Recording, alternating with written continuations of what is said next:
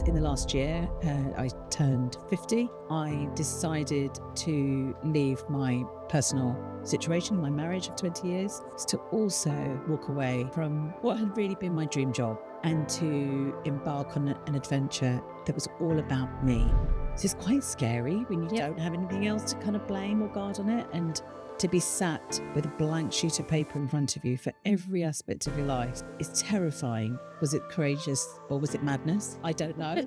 And maybe that's what makes it brilliant. I think it's interesting using the word trust, because actually I think that was one of my blockers. I didn't trust myself in a really weird way. And I think it's around, do I trust myself to make these decisions? Do I trust myself to believe in myself? And I do. I wouldn't say I don't, but there is that nagging down. There's no one coming to save you or go, here it is on a plate, come and do this. You're the only one who can do that.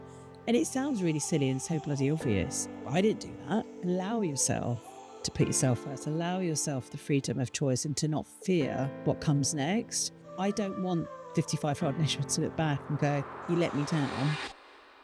Hello and welcome to the Courageous Leaders podcast. I am Joanna Howes, your host, and on today's show we have the extraordinary Nishma Patel Robb. Nishma is a founder, CEO, speaker, podcaster, president of WACL, president of History of Advertising Trust, ex-senior director of marketing at Google, and a DJ in the making. She was listed in the top 100 marketeers for numerous years in Campaign, Marketing Week, and Creative Review, and was Ad Age's Woman to Watch, and was most recently recognised in the Hospital Group's H100 list as one of the most influential and innovative people in the UK's creative industry.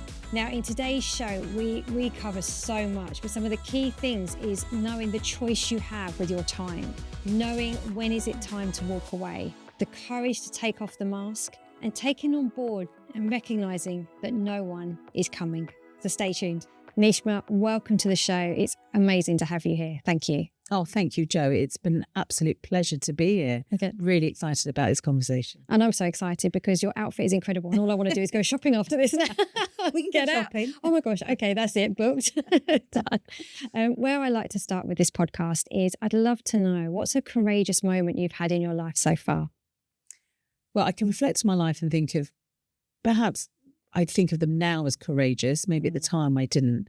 But I think probably hit the way where I am here and now is, I think, undoubtedly my most courageous moment. And whether I look back on this time as, was it courageous or was it madness? I don't know. And maybe that's what makes it brilliant. Yeah. Because I think so much of this is with hindsight. I don't think we ever kind of launch ourselves into something thinking that's a courageous or brave move. It feels instinctive. Yeah. So what I'm describing is the fact that in the last year, I turned 50. I decided to leave my personal situation, my marriage of 20 years, very amicable, and we're still the best of friends, but that was a big decision. And even bigger, or no, not even bigger, as big, I would say, was to also walk away from what had really been my dream job, a career at Google that I'd had for 10 years, the last 10 of 30 years of working, and to embark on an adventure that was all about me. Wow. And I think the courageous thing that I think of in both of those situations is, if I look back on my life with honesty, as I've been able to do in terms of really self-reflecting, and the age point of turning 50, it was not a fear of getting older, not at all, but actually I think it was a point of just stopping and reflecting. Is I think the what's courageous is, this is the first time I'm doing something for me. Yeah. And I know that could sound terribly pompous, I suppose, in some way. But actually, I think too many of us will make decisions, because we have to, and quite rightly so, for many other factors. It's just quite scary when you don't have anything else to kind of blame or guard on it. And to be sat with a blank sheet of paper in front of you for every aspect of your life is terrifying. And also the most exhilarating thing ever. Is it quite freeing? Yes, it is. It's definitely freeing. So I think freeing in the sense of what led me to this point was feeling stuck. Yes. In so many ways. So I wouldn't necessarily, and I think again, wisdom and maybe time to reflect means that you stop blaming anyone else and really take responsibility. So being stuck was, I felt something of my own doing or something I wasn't taking control of. But the freedom, which as I say, can be quite terrifying because you're like, whoa, what am I going to do with this? But the freedom is one of the most exciting things. And there's a bit of me that thinks, I wish I'd embraced some of this freedom at earlier points in my life. And if I definitely, share advice with anyone else, it's a little bit like, allow yourself to put yourself first, allow yourself the freedom of choice and to not fear what comes next. And I think freedom and fear are probably two really good words to sit together at this point. And maybe I think of that maybe more than courageous, but I certainly feels like this is one of the bravest things I've done. It definitely suits you because you're glowing. Oh, thank so you. Something's working very, very well. And it's made me just think about when I came to my crossroads, is I turned 40s like 6 years ago. And it was like, do I come back from Australia and go back into an agency? Or do I come back from Australia and start on my own? And it is that sense of, I'm going to back myself. And I think it was back myself and the trust that if it doesn't work out, I just go get a job. I just go and do, I can figure out what to do afterwards. But the regret I might have if I'm not giving this a shot, it was that, it's funny, at an age, I was 40, that crossroads where you go, it's now or never, you need to do it. And is that how it felt for you? Yeah, it definitely felt like that. I think it's interesting using the word trust because actually I think that was one of my blockers. I didn't trust myself in a really weird way. And I think it's around, do I trust myself to make these decisions? Do I trust myself to believe in myself? Which anyone who knows me might think that's quite bizarre because I definitely exude having a lot of confidence or beliefs. And I do. I wouldn't say I don't, but there is that nagging doubt. And sometimes that's around where you can see this is going or not, and overthinking that next chapter. I think as much as I think I'm quite piratical and chaotic, and I love that, it's probably where my creativity sits at its happiest. And there's always a degree of plan. There's always a degree of some degree of next or fear of what might not be. But it was actually it was a really good question that was posed to me by a friend that said to me, Nishma of 55, I'm having a conversation with her. What's that conversation? And, of course, you immediately kind of project forward and there's a sort of slightly limited dream that you start to give. And she said, what would that Nishma, like if you were really being honest with yourself, what would she look back on the Nishma of today and say, will she thank her or will she go, I wish you had? And she said, take today and look back at Nishma of 45 or 40 and what do you thank her for or what do you wish she'd done differently? And it was the most powerful question that I think completely pushed me out of my zone because it's only at that point, and it was funny because actually what led to it is I discovered a notebook. I was tidying up my office at home and discovered a notebook, which I'd like to have thought it was something I'd written when I was like 15, but because it was on black paper with silver pen, but I was actually in my 20s, just the love of stationery.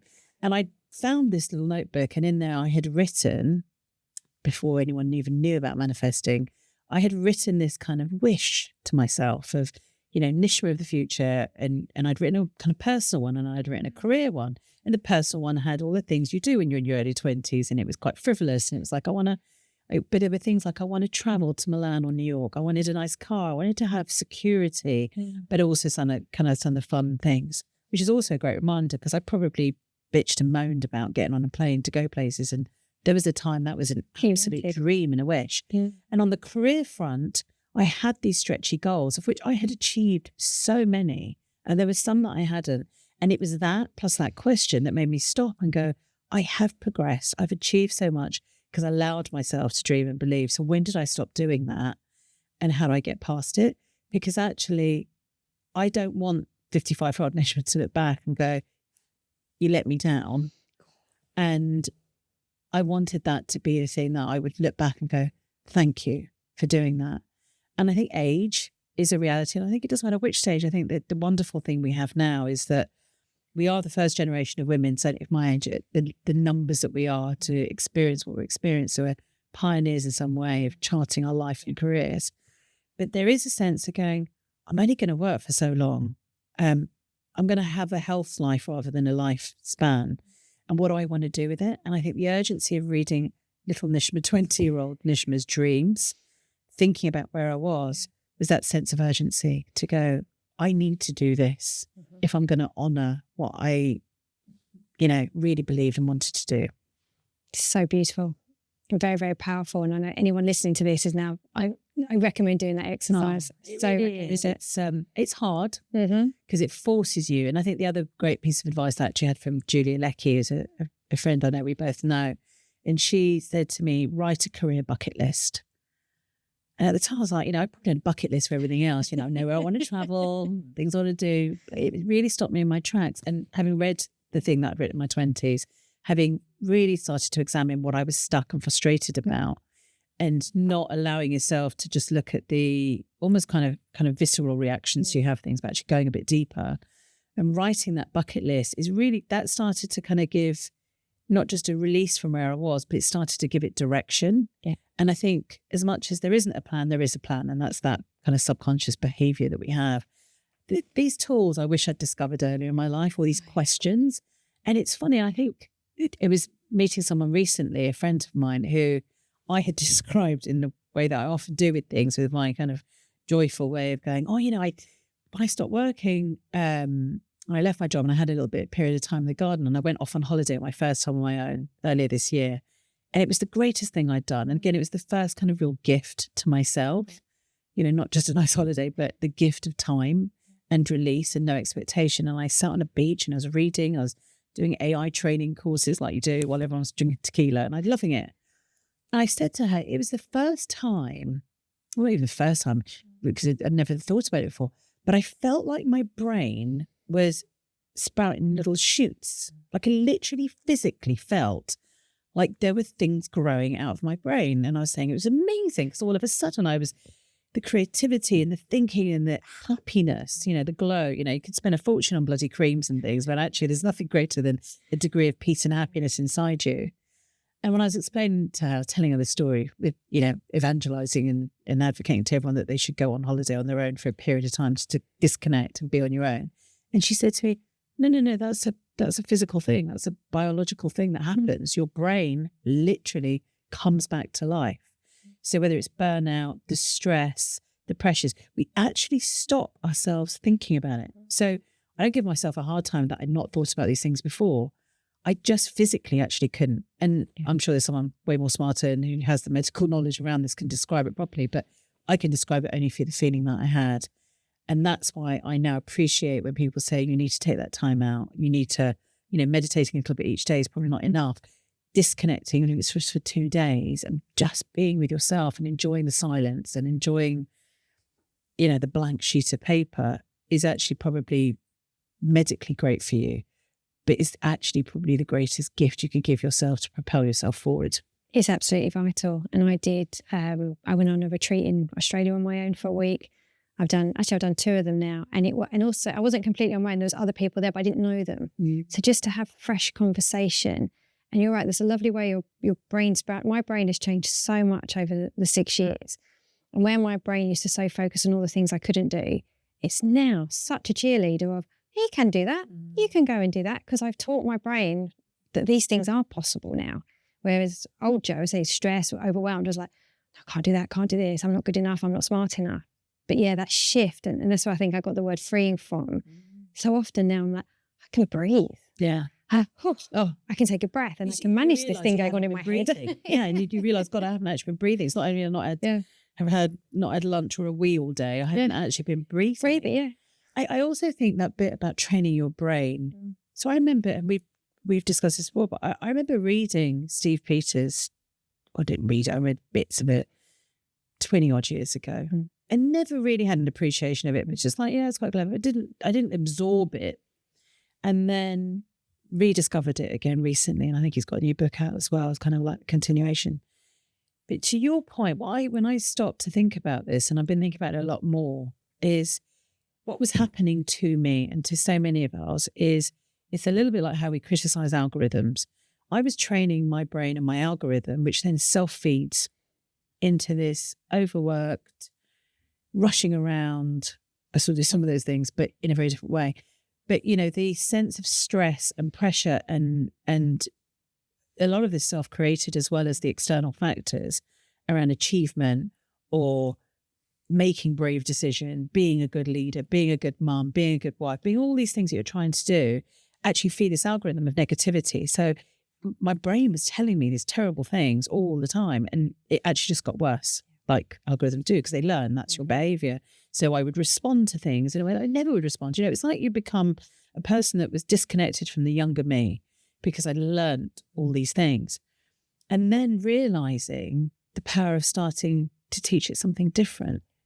And it was only when I started to think about this, and I think he was on a podcast or something, and I kind of rediscovered Steve Peters' chimp paradox again, and then started to kind of quite consciously do that exercise of, you know, the what ifs not being negative, but the what ifs being positive, and, you know, irritating people quite a lot because I would go, no, But what if? Isn't this an amazing experience? And I really annoy my children with this a lot because they're a bit like, no, I just want to moan. And of course, we all need to do that as well. But I am such a believer now of, I've always been a positive, optimistic person. Sometimes my daughter calls it delusion, not optimism. I still call it optimism. But I hadn't allowed that to breathe and understand the importance and power of that, not just to others, but to me. It wasn't, I'd thought of all those things as something that I was just what I reflected outwards, but actually I was reflecting that inwards as well. So yeah, you know, I love it because I probably do sound a bit woo-woo now, and I've always loved the moon and things like that. But this has been so powerful, the change. And I wish for every woman and every person to find their moment to embrace this. Yeah. I really do. And that's what is important. So if I think over the last 6 years, I've been doing this seriously, and it has taken a lot of time, effort, conscious thinking, catching my behaviour, self-regulating. And it's hard when you're in a leadership position and you look at your diary and you've allowed yourself to become back to back. And I purposely say allowed yourself because there is, I know some people might find this confronting for me to say, but there is a choice of how you look after your time. But it suddenly becomes not a priority to look after you, not a priority to learn in that way. Maybe I'll learn how to grow the business. I'll learn how to do my negotiation skills. But actually, without learning how to manage your mind and manage you, none of that's going to be that great anyway, without coming down to the foundation of who you are and how you think. And this is what I focus on now. If we can get our self-awareness up, everything else sort of ripples from that.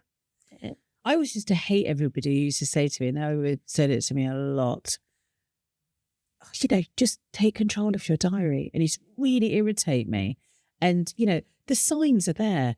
You know, when I'd get feedback from my teams or from my peers and leaders, it was the things I was good at, which you immediately gloss over, and I'd dwell on the negatives, and the negatives were consistent. Oh, we just wish we had a bit more time with Nishma. If we just could find her, she could just have a bit more time with me. And I used to be really annoyed about this criticism. I didn't think it was unfair. We totally recognised it. But I felt like, well, you know, what can I do about it? Something I can't help that this is how busy I am. I've just got to do all these things. What's really interesting, because I so believed that, I told myself that was the absolute truth, that you just can't see your way out of it. And that becomes, you know, the problem. And to your point about learning, I'm without a doubt my happiest when I'm learning. But I thought I was kidding myself about so many things. I thought I was doing lots of great stuff. I thought I was learning. It's only now I can step back and go, I wasn't learning half as much as I could have because my brain couldn't actually absorb anything, and throw in the menopause as well. And it's like complete chaos. I think now what's really interesting, and other people will hate me for saying this, but I'm going to say it, and I've got to find a way of getting through, particularly to those that are close to me. I was that person. I'm now out on the other side, and I hope I will never return to that again. But my God, I recognise it in others, and it really annoys me. Not annoys me, makes me sad. So there are two people at least very close to me, that the one in my family, one a very good friend, where they're fabulous and they're doing so well. And I'm so proud and excited for all of their achievements and the journey that they're on. And I understand why they're chasing that dream. But if only they could step outside and see what they're doing and the sacrifices they're making, the choices they're making, that they feel they haven't got choice, but they have. It's so sad. And I can see it medically impacting them. I can see how it's impacting the relationships. And most importantly, I can see how it impacts the time. And that's the one thing, 55-year-old Nishma, or whoever, as you roll forward in your life, you can't get that back. And I think there's that. That's the thing I sometimes feel sad when I look back at my life. I don't believe in any regrets. But it's so funny. It's a bit like, I suppose it's like with anything, right? If you give up something, you then see anyone else who does it. You know, if you give up chocolate, you're like, I was a worse ex-smoker. Yeah, being an ex-smoker or being, someone who used to drink or someone who ate chocolate or whatever it might be. It's really funny because you become really attuned to it when someone else is. And you don't want to be that annoying person to go, oh, if you eat too much sugar, it's going to really, because no one wants that in their life. When I see this, I haven't found the right way to tell that story because I know their reaction would be exactly what my reaction was, which was like, oh, you don't understand. I have to do this. I've got no choice. I've got a window to do it. And you're like, you haven't. And that's what's so interesting with the coaching that I do, because before you can become a coach, you have to self-coach. You have to do all the work yourself. And it's like, well, okay, I just want to help others. No, you've got to help yourself first. And I was that person, back to back. I remember doing 72 hours on a pitch once and sleeping at the agency, and I wore it like a badge of honour. I was like, look at me. I'm so embarrassed now looking back. Oh, so but I did so it. Embarrassed. Because I was like, oh, look at me. My ego was on fire. And I thought I had to do all this stuff. And then it wasn't till I actually took the time to go, where is this coming from? Why am I doing this? And it went right back to the need to prove myself because I didn't go to university. So I felt I had always had something to prove against everyone else who I believed was smarter than me. And as soon as I figured out what was driving it, I then was empowered to start doing the work to change those beliefs and look and find the evidence to, Stephen Bartlett, who I'm doing my Stephen Bartlett-esque thing now. He doesn't have a degree. There's millions of successful people out there. So then you look at the evidence to go, why am I believing that then? And why is it driving this behaviour? So unfortunately, the people who aren't listening yet, it's when they're ready to go, do you know what? I'm ready to find out why I'm saying yes to all of this and no to all the things that actually would give me so much enrichment in my life. And I think that is so true. And it is, it's not until you stop and pause to kind of just reflect on that. All of my overworking, burnout, poor decision making around how I was using my time and not working smartly, that was all wrapped up in a lack of belief and confidence. You get a nice label a few years ago and it's, it's imposter syndrome, as if that's going to cure it. I hate that term now.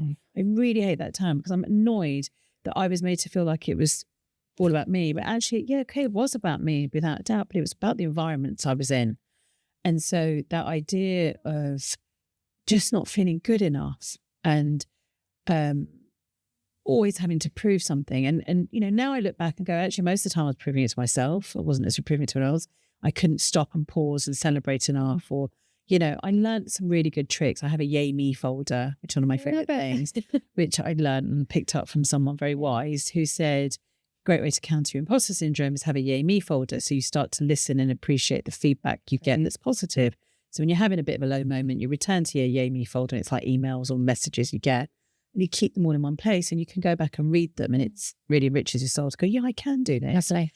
But it became slightly an artificial crutch for me. So I still do it and I still believe it, but you have to practice it. You can't just leave it. I was doing the classic, stuff it over there and then I'll return to it. No, it's got to be a daily habit.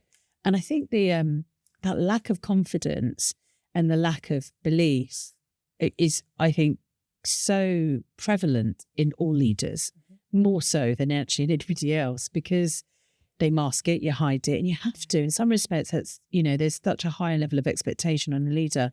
And I don't mean in terms of an ego sense. I mean the sense of responsibility. You're now responsible for other people's careers. You have a greater responsibility in the business you're driving, the employment, the relationships, the partnerships, the clients, whatever. And I think with that level of responsibility is undoubtedly a degree of fear, but it can be managed. And it is the stories we tell ourselves and stories we tell others, because that's the other thing. It was the story I would tell others that was as important as what I was telling myself. And it's the little bits of evidence that start to become really important and have allowed me to stop myself in the tracks to go, can I really not do that? Actually, no, hold on. I did those things yesterday or that last week or those. I can, and I'm going to give it a go.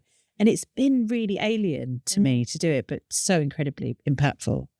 But I also think the greatest lesson that I've learned is I allowed myself to get stuck and hold on for too long. I just held on. I remember the first job that I stayed in probably a bit too long ago. So when I was at Teletext, I was there for 12 years. But we are the generation of people, we're the last of a generation, I think, in many respects, of where you had a job for lice. Yeah.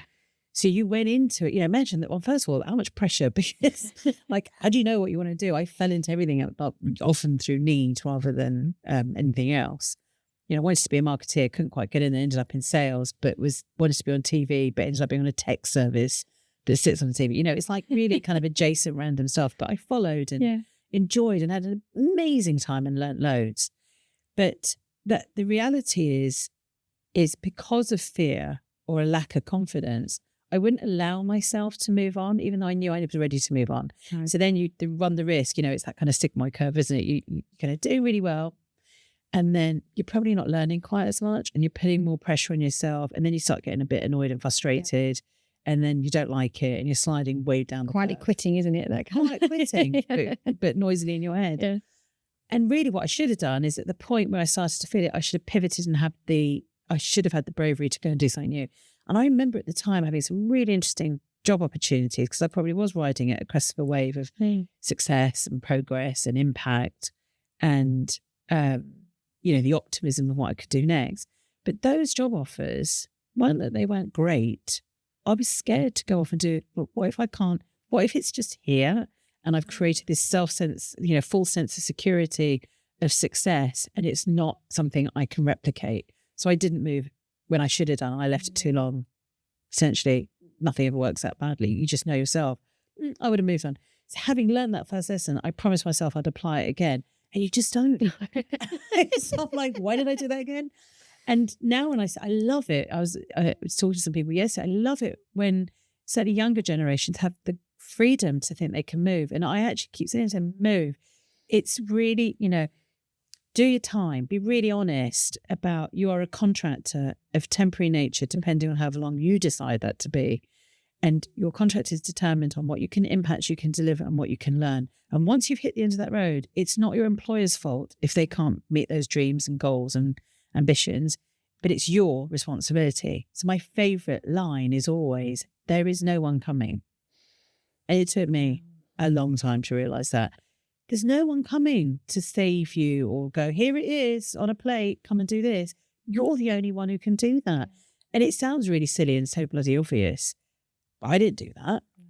And I'd tell myself stories of why I couldn't move. Oh, you can't move because of this. And you need to stay, you need to prove, or you need to do, oh, they really need you.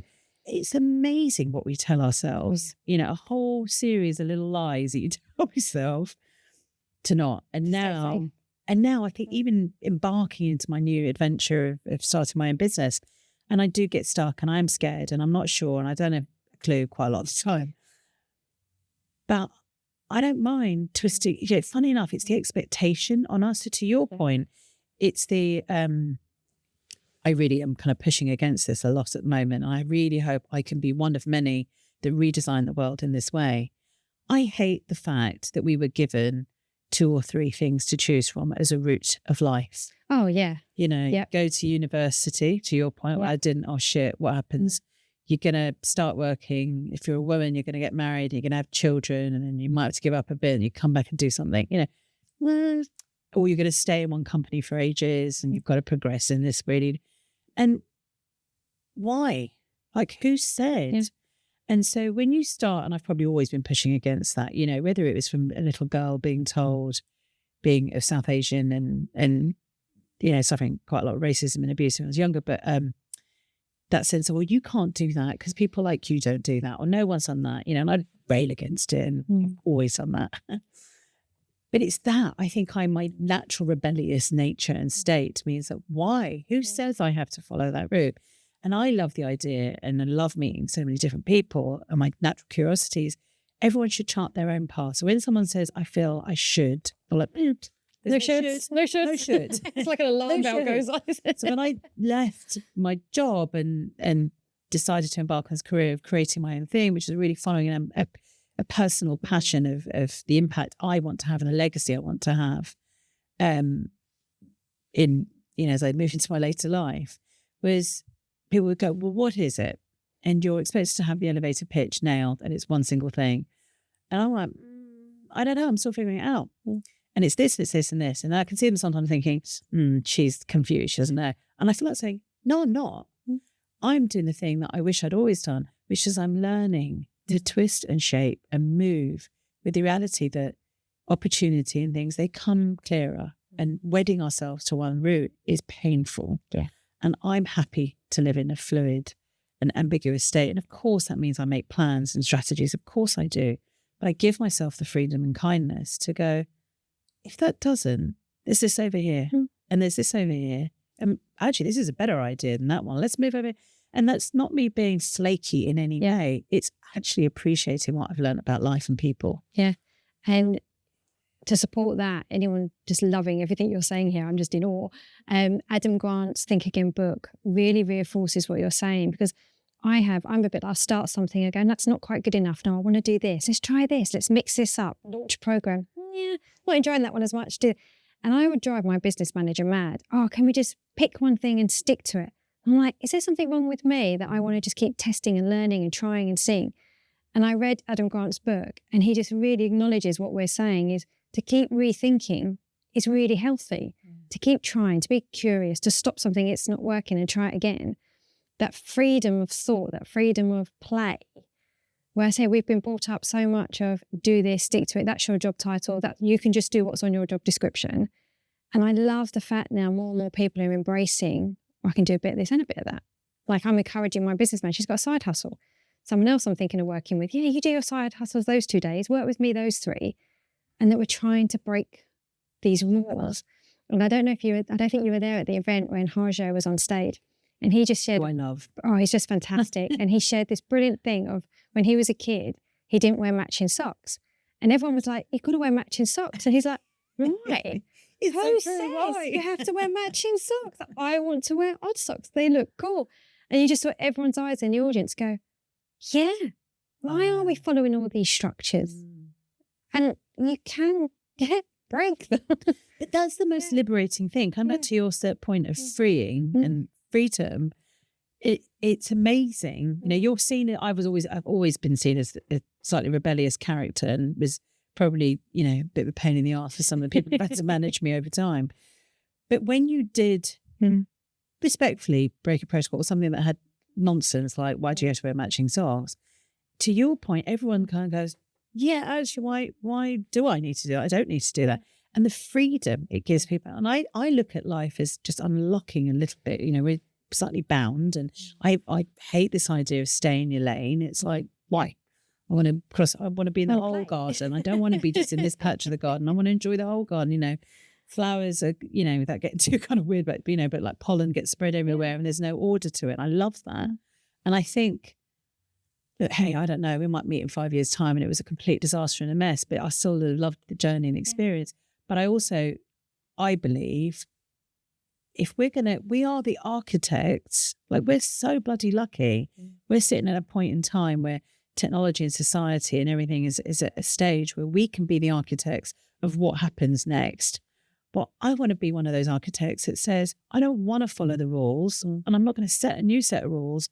I'm going to follow some new instinctive behaviour, and I'd like other people to do that as well and just free us up a bit more. And I think if we can come back to a set of values, because I think they're the things that stay with you from forever. Yeah. And actually what binds us together, and it's all those things. I always say, don't laminate it, live it. It's that kind of thing. I don't need a set of rules.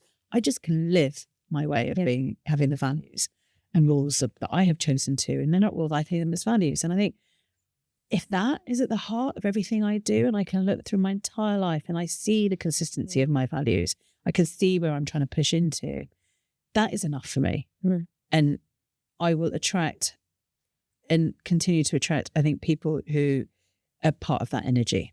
Yeah. And I think that's really exciting. And I think for future generations, and maybe look, the whole world's a bit broken in some respects at the moment. There's lots of wonderful things. Yeah. There are things that are a bit broken. Why we keep doing the same thing again? Yeah. It's like you wouldn't do it in business. First sign of madness, isn't it? Yeah. First sign of madness. Well, I've definitely been in the first sign of madness, because when I get frustrated, back to that kind of thing of time poor, pressure, they're not unlocking. And I think that the decision making and the courage as a leader is as much as you say no to that you say yes to. It's the things that you push against rather than you follow. For me, that's, if I look back at where have I been a courageous leader, a good leader, a leader that has been focused on where people go, it's because I've just had a broader thought on the values and what we were trying to achieve rather than the minutiae of it. Yeah, so going that bigger picture. So I was going to say to you, like, leaders are listening to this, and I'm sure I know they're going to be sitting here inspired, but then they now thinking of, if they're listening to this on the way to work, thinking of their day, well, I'm part of a network, or I can't do this, or I'm restricted, or my clients don't allow me to do this, or I haven't got enough resource. Where would you advise leaders in that world at the moment who love everything you're saying, like, oh my God, this is so what I want to do, but feel restricted? Where would they start? Where could they go first? So I think there's two things really you've got to focus on. One is time. It's that bit that I hated everyone saying to me, "Say some time up in your diary," but it's so bloody true. And the best way to do it, and actually it's funny, I met someone the other day who works at the BBC, and she said, I just used to put loads of fake projects in because no one was going to ask me what his project was. So I'd be like, it's a really important project. And start little, just give yourself a couple of hours. No doing anything else, and actually don't go, well, I'm going to reflect on it. 2 hours to do nothing and really do nothing, and take a blank piece of paper in front of you and scribble what comes in your head and start that as a practice, because until you start connecting with your brain and breathing, it's quite hard to move forward. But the thing around feeling that stuck, I can't do, I'm not allowed to do, I don't have permission, is, look, you've got to start asking yourself, what's the thing I'll get fired for? And actually get motivated by that, which sounds completely nuts, particularly in this environment, people are concerned about their jobs. But I've been a client and I've been in an agency. My best relationships with agencies, I know you've had Nils on the podcast before, and I loved working with him because he'd ask you the questions I wanted to be asked. He said, why are you here? What do you want to do?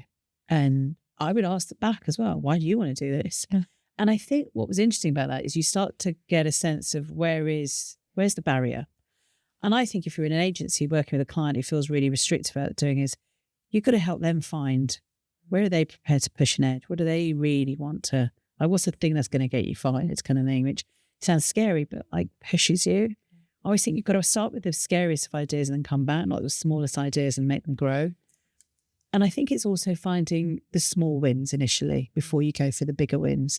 So what's the little, in my job at Google over the whole entire 10 years, and there was definitely more liberty and freedom in the early years, which was the state of the business, probably my role and what I was doing, the people I was working with, is I was able to kind of say, look, I understand what we need to deliver. I was very clear on what impact I need to deliver. And what I didn't ever ask for permission, because I don't believe in it. But I said, I'm going to go on this path. I would tell, I'm doing this path. And you could see people going, whoa, hold on, that's not how we do things here. And I said, but so long as I deliver this impact, that's great, isn't it? So you win the trust with little things initially. You're building the trust, building the credibility, because all of a sudden the reins get tight, looser and looser. Mm. And then all of a sudden I've never worried about the job description I've ever had in a job, because I would go in and go, I know what I need to deliver. So you can give me a job description or not. I know what I need to do for you. I'm going to do it my way. And if you respectfully listen to how people have done things and you take the best of it and you learn, but you bring your energy. It's why you're there in any job. You're not there just to perform the actions of someone else. And I have managed to, in every role I did, craft, sometimes a little bit, sometimes a lot, things that I felt gave me control, because there's that perfect kind of graph of control and happiness, control equals happiness. So figure out the bits of the day or your life that you can have just that little bit of agency and control and make decisions in, and grow it intentionally. Because I think businesses that grow fast, the best leaders I've had to work have create space to push you as far as you might get fired. And my old boss, Ronan, who I absolutely adore, Ronan Harris, who's the president at Snap across from here, was as much of a rule breaker and a rebel as I was, but he had this incredibly senior position at Google. But he had his own way of doing it. But what he was brilliant at was identifying people who were like that and giving them the space to go, that's the point you're going to get fired, Nish. You either don't deliver or deliver too far. This is your playground. Go. And so long as I delivered, that was fine. And it grew and it grew. The playground got bigger because actually we could see what we could do. And then you change people's minds and attitudes. And all of a sudden you're rewriting the rules. Yeah. You're rewriting the rules without saying you're rewriting the rules. And so you've got to find, who and how can you do that? Yeah. Very difficult if you work for someone who's just all about the rules. So you've got to be really clever about how you craft a bit of space. But the other thing is be honest with yourself. If there really isn't the wiggle room, to have freedom and do things differently, leave. Yeah. Because we live in a land and a world of abundance right now. And I've not left jobs fast enough because I've feared what was out there, and it's a bright and brilliant world. And I genuinely there's nothing that will give you more pleasure, more progress, more momentum in your life. Not promotion, not an award, but you giving yourself the opportunity to go and experience. Yeah. There's no great award than that. No, and the time goes too quickly to do it. I think the question has come up in my head, because I love that you say you're a rebel. I want to be rebel. I've never quite worked out how to do it. A lot of my upbringing was manners, be the good girl, be polite. I try and break the rules. I really can't. It's really bad. I'm going to have to just do some videos of me breaking rules just to move past this. It's something that is so alien to me. I follow the rules, do it. So, people listening here who are more introverted, more the good girl, what advice would you give them who that rebellious nature is not a natural thing to do, but they still want to have an impact? So, and look, there's a spectrum without it. I mean, it's funny because I see it in my personal life as well, where my ex-husband and the kids are probably not as rebellious as I am. And so even at my grand old age that I am, and with teenage kids, will sometimes say, "Man, can't do that." And it makes me laugh sometimes. I think, I've definitely not lost that edge. So there's a spectrum, and not everyone's going to be in the same place. But I actually think one of the key things is about asking yourself why. What do you think is the consequence of not following that rule? Because some rules are great to follow. Absolutely. There should not be a complete disregard for it. They're there and they help us. But when you feel one that's creating friction, it's fear most often of consequence that will stop you from doing that. And I think that's where it gets dangerous, right? For leaders or for anyone, is not the following or not following of rules. That's you will find your tone and respectfully the right thing to do. It's when there's a point of friction and you can see there's a better way to do, or it's not great for you, it's not great for where you're working, but you don't do anything about it. It's fear. It's the only thing that's stopping you from leaping across that. And so some people like it or don't, the term head girl for women who do an amazing job of following the rules. And like, you need people like that in life as well. We can't everyone just be utter chaos films like me. So you need the balance. But I do see how they feel more agency and control when occasionally they're able to say, no, we're going to go around this one. So just pick and choose by feeling. Yeah. Where's the friction, rather than thinking it's got to be everything. And when you feel that point of friction, just ask yourself, what if? Yeah. It's that, what's the worst that can happen? Two most powerful words in the world.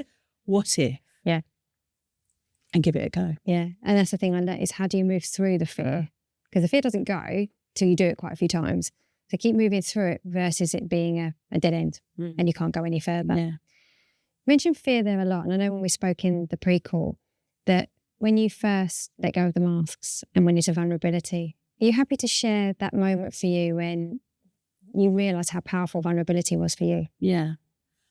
I mean, I still feel terrified about it now, actually. And I'm way more comfortable. Like any practice, you keep doing it, partly because you see the impact of it. But I was, I'm a very open person and I'm a storyteller. So I will talk about life or experiences or values or ways to navigate things through by relating them to things that happened in my life and stories.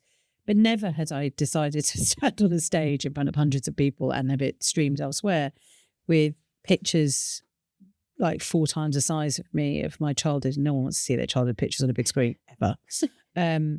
And stand up and tell the honest truth about my life. And it was a YouTube event, and the purpose of me telling this was about this idea of the importance of being seen and the importance of connection and content. And the reason why I'd held a mask for so many years, and you think you drop it a little bit here and there, was, I'd lived through racism or exclusion in all sorts of different ways for the lion's share of my life. And there were definitely points where it was really, really bad. There were points and that level of being fitting in and being seen as who I wanted to be seen as was something I'd crafted an image around, because it wasn't acceptable to be a South Asian woman, particularly if you're hitting racism. So sometimes you're almost kind of pushing yourself away from who you are because you want to be accepted. you don't want to be too womanly, because actually that's not going to be helpful either. So, my early years, I'd want to wear suits and things. I was probably always still a bit effeminate, but I towed the line. It wasn't how I would normally dress, but I was prepared to toe the line because that was business dress, and being told as well, actually, that's business dress. And then through later years, it's other things that you kind of create this version of yourself. Not necessarily, it wasn't authentic, but it was just a version I'd picked. It's tiring to do that. And I started to drop the mask slowly, probably in my 40s. And part of its environment, Google was definitely an environment I felt I could be myself more than anywhere I'd ever worked before. And at age, you start to get tired of doing that. And my children as well. Although they like to tease me about my earlier years mum being, this is a terrible term, but they call it the Facebook mum. And I'm like, yeah, I was.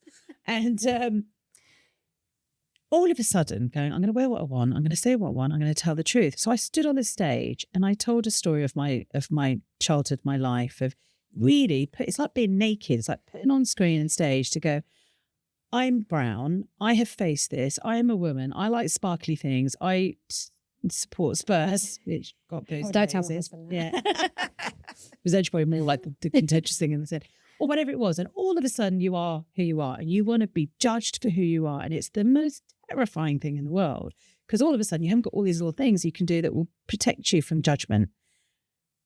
And what it did was the thing that is kind of nuts, because I've always talked about this, is it effectively wasn't standing naked, but you feel like you are, but standing there in your truth meant other people looked at me and went, I'm like that. Thank you. So it's okay. So you gave permission to everyone else who could feel like that. Men, women, young, old, whatever. It was really interesting, the impact. Of course, South Asian women particularly resonated, but there were 50 plus women, whatever. And it made me realise that how could I be the leader I really wanted to be if I wasn't prepared to really show my true self? And the power that built in not just the relationships, but the permission. And you realise vulnerability is all about permission. And you have to model as leaders, you have to model a behaviour of vulnerability. And it's funny, so many leaders really struggle with this, particularly male leaders really struggle with it. And you say, like, show a bit more yourself, and they show like a tiny bit more because they just can't show anymore. Yep. And I feel like you're struggling the same fear I had, is just different. But you see the connection with people and the permission. And we would have team meetings afterwards, which, sometimes it's in tears, it's laughter. What it meant was that when people were able to be truly themselves and not be scared to be judged for anything about them, we fizzed as a team. Like, particularly in a creative environment, my God, the power comes. Because you can have healthy disagreement, you have debate, you have respect, you can ask for things. You're not trying to turn up and pretend to be something you're not, or versions of. And learning, progress, everything just supercharged. So I'm a huge believer of it. Get comfortable with it, be vulnerable and do it.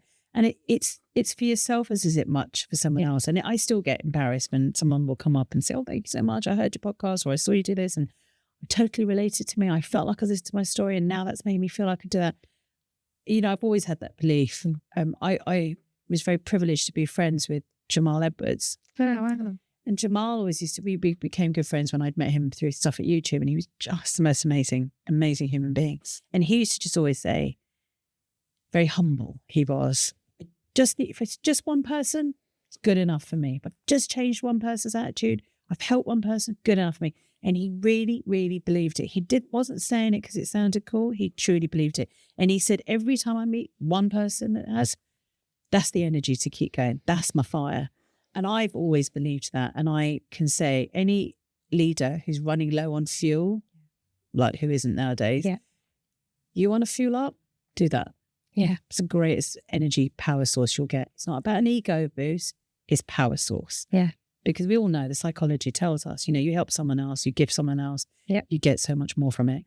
Well, you can do that every day just by letting people feel seen and showing a bit more of yourself.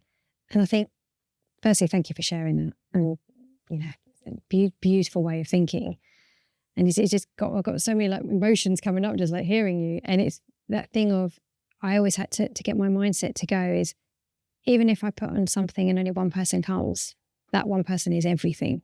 And, letting that ego go, I've got to fill the room, I've got to do this, I've got to do this. It's like, no, if I can connect with one person and then who that one person goes on to connect with, the power we have in humans of sharing our story. A bit like you, the terrifying one is always, have I spoken too much about myself? Is it too much about me? And it's like, but then people seem to go, no, it helps. You don't realise how much it helps. You're like, okay, I'll keep going until someone tells me to stop. But I need to say, it helps you as much as it helps the other person. So this vulnerability as a strength, I just hope we continue to allow people to believe in this and to be able to go there, which I think is lovely. You know, one thing, and I so believe that with you in that, I totally agree with that vulnerability is strength. And it is something that we've got a long way to go still. One of the things that I probably felt, but often heard from others, would be, you know, when you've grown up with X Factor, and in X Factor, you always knew they had to have a really, really sad story before they'd profile them. And I sometimes think that people, leaders who talk about their vulnerabilities, have to have some kind of trauma or, you know, issue in their life to do it. And I'd say, well, you don't, actually. We have to see the breadth of stories. Your story could be just who you are. Yeah. You know, you may have had a really privileged upbringing. You may have had it easy or not, but there will be things and experiences, good and bad, that have happened to you that are still really important. And I kind of feel like if you only show the extremes, and my story is not extreme of any nature, it's just a story. I can tell it and people can relate to it. But I think, you know, particularly I find with male leaders that I speak to is going, you know, in a friendship situation, they'll tell me all sorts of things. I'm going, oh my God, that's amazing. You should let everyone know that. They're like, oh, no, I can't tell that story. So to your point, it's a bit slightly uncomfortable to take up too much space. But I think if we can all understand, you know, some of the greatest things we could do right now for humanity's sake is learn a little bit about art of curiosity and conversation again. Because, you know, we don't need labels like DEI. We don't need these things. What we need to do is get back to the grassroots of, remember what we were like in a playground 5 years old. And you go up to someone and you just ask those questions you were really interested in, your childhood years where you were just soaking it all in. We go back, bring all of that back into our lives today. And so telling a story doesn't feel like you're taking up room. It feels generous. Yeah. And asking someone questions doesn't feel nosy. It's curious. Or the fear of saying the wrong thing. Or fear of saying the wrong thing. So nothing wrong when you're a kid. No, you just said what you think. And I think that what we do is not only give permission, we remove fear. Yeah. And we build connectedness. My God, how many times do you see where you go, you know, we're going to get belonging and, you know, we're all about belonging, connectedness. I'm like, yeah, but you are like an ice block at the top. Yeah. You know, so I think the new age of leadership, the new age of courageous leaders will be the ones who are able to really, you know, show vulnerability, show strength in vulnerability, and really the power of connectedness. Because I think when you connect with people, you know, you can write as many kind of performance plans and what's the future going to look like and that. Sitting down with someone, and it was actually yesterday, Sophie Devonshire was talking about this book. It may have been Adam Grant, I'm not sure. But it's basically about the dreams that you have. I've always felt that when I connected with my team the best, and I've always had this belief, you know, greatest lead, someone told me this is not something I made up. And I need to learn to credit, I'm terrible remembering everyone's name though. But, you know, the greatest leaders are measured by not necessarily what they did. And that, of course, that's important, you know, your achievements in the business. The greatest leaders are the ones who are able to look at where everyone went on to. You know, so I've always been the most excited and proud when, you know, I look at the Nishma alumni of people who've I've had the pleasure and privilege to work with, go off and do amazing things. Yeah. Like, that's the greatest thing you can do. If you've made a little moment in someone's life and you've done it, like, isn't it cool? But I've probably only been able to make a difference in someone's life, in their career journey. It's a tiny little spot of it, because I've got to know them. And because I was vulnerable to be able to hear and see. So when someone says, I had a wonderful chat called Gaston Tourne, who works for me, who's just insanely amazing. And he was super, super, super bright. And he had an ambition to go off, you know, he could do every degree possible because he was so intelligent. He went to go off to do creative writing at Oxford. And I encouraged him to do it part-time, and he did it. And then I looked at him, I knew immediately, I've only got you for a borrowed amount of time, because your greatness is to go and do and follow these dreams of setting up your own business and doing this and doing that. So I made sure that the borrowed time I had with him was going to be really good and set him up to go off and do that. And I treated everyone in that way that was in my team. So someone who was in my team who didn't have a degree, which was really unusual at Google, and I could sense his kind of concerns about that, and was almost like a bit of a shield when he was doing things, and learning to get him to drop that shield and appreciate it. So I think, you know, you can read every leadership book and training course possible, but what you teach and evangelize and what we need to pay attention to are the leaders who, it's not just about EQ, but genuinely believe that this is what creates happy, successful teams and in a brilliant environment to grow and you know, succeed. And you couldn't have said it. I couldn't have said it better than you. And I think that word connectedness is the future, and it's that self-connection to be able to connect with others. I think it's the journey we all need to go on. Nishma, I could talk to you all day. I know you're a very busy lady, so I'm going to have to go to the last question. With everything you've done, all the wonderful experience you've got, what piece of advice, what's that one nugget that you would pass to your younger self? So I've probably shared quite a few in this conversation. You know, one of them is always about no one's coming. Please remember that. But the other one that's really important, and I learned later in life, is learning is the only thing that we will continue to do throughout our lives. And unfortunately, the school system is set up in such a way that we end up coming out of school hating learning. Right? You know, the classroom environment, examinations actually creates a negativity about learning. If you reframe it, don't think of it as networking, don't think of it as training, don't think of it as some kind of strategy or plans, and actually find the beauty that you learn when you meet people. I call it micro-learning. So I can meet someone and in a 10-minute conversation, I learn something from them. And I learn something from them because I approach most people in situations with, what can I do for you? Yeah. So my advice to younger Nishma would be, approach all of life like that. What can you do for someone else? And recognize the learning in everything. There is never any wasted time. Yeah. But if you do that, I think you keep the momentum in your life to keep being happy and seeking that and charting your own journey and not getting stuck. Yeah. Thank you. Absolutely beautiful note to leave on. And I know the listeners, I'm sure everyone's scribbling hundreds and hundreds of notes, taking everything you've shared down. I hope so. It's so wonderful. You're just the best in being able to create these conversations. You really are. You have amazing skill. Thank you very much. Is there any final words you'd like to say before we close? No, I hope that people will see this is one definition of courageous leadership. Yeah. There are so many, and we are all brave in our own way. Yeah. And just keep putting that one foot in front of the other. Keep moving forward.